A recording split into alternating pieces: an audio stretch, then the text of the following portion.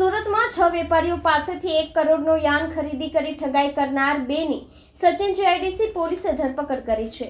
સચિન ઔદ્યોગિક વસાહત સ્થિત રેડિયન્ટ કલર યાન ફેક્ટરીના માલિક સહિત 6 વેપારીઓ પાસેથી યાનનો જથ્થો ખરીદી કરી તેમની પાસે જોબ વર્ક કરાવ્યા બાદ ₹1.8 કરોડની રકમ નહીં ચૂકવતા ઠગાઈ કરનાર મુકુંદ પચ્ચીગર અને ધવલ ગોળવાલાની પોલીસે ધરપકડ કરી હતી। તેમજ પોલીસે બંનેને કોર્ટમાંથી રિમાન્ડ મેળવવા તજવીજ હાથ ધરી છે। પોલીસના જણાવ્યા મુજબ વરાછા રોડની કલાકુંજ સોસાયટીમાં રહેતા મિલન હરિભાઈ સખવાળા સચિન જીઆઈડીસી ડીસીમાં રેડિયન્ટ કલર યાન નામે ફેક્ટરી ધરાવે છે। તારીખ 24 નવેમ્બર 2022 થી 22 જુલાઈ 2024 સુધીમાં રેડિયન્ટ કલર યાન કંપની પાસેથી સચિન ડાયમંડ પાર્કના શિવકલા ફેશનના ભાગીદાર સંબિત રાજન રાંદેરિયા, મુકુંદ અરવિંદ પચ્ચીગર અને ધવલ દિનેશચંદ્ર ગોલવાળાએ જુદા જુદા 123 જેટલા બિલ દ્વારા જીએસટી સાથે ₹54.19 લાખનું યાન ખરીદ્યું હતું। ખરીદીમાંથી ₹18.41 લાખની રકમ ચૂકવી હતી।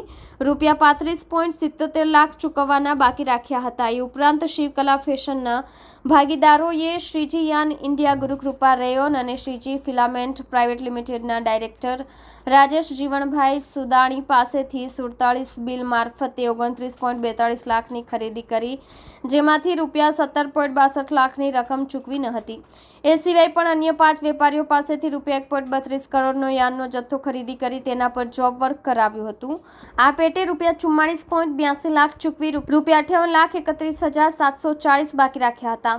કુલ શિવકલા ફેશનના ભાગીદારોએ તમામ પાસેથી ₹1,86,86,000નો યાનનો જથ્થો ખરીદી તેમજ જોબ વર્કનું કામ કરાવી ₹80.96 લાખ ચૂકવી આપીને બાકી લેવાના નીકળતા ₹1,05,89,000નું ચૂકવણું કર્યું ન હતું।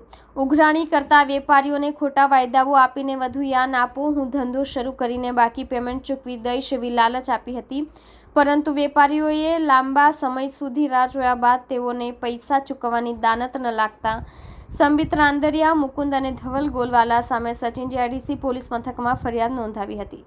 પોલીસે મુકુંદ પચ્ચીગર, ધવલ ગોલવાલાને પકડી પાડીને જેલ ભેગા કરી દીધા હતા।